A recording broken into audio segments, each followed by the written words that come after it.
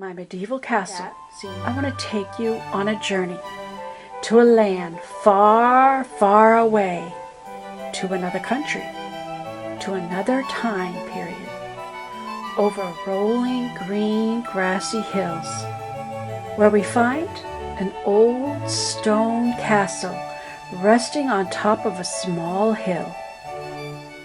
The castle sits in Italy, surrounded by grapevines, apple orchards, and grassy hills that are sometimes harvested for hay. One side of the castle is bordered with tall cypress trees. There's a moat going all the way around the castle, and a stone bridge crossing over the moat with the only entrance into the castle. We're going back to medieval times, a time when there were brave, valiant knights who were experienced in sword fighting and defending off ferocious, fire-breathing dragons.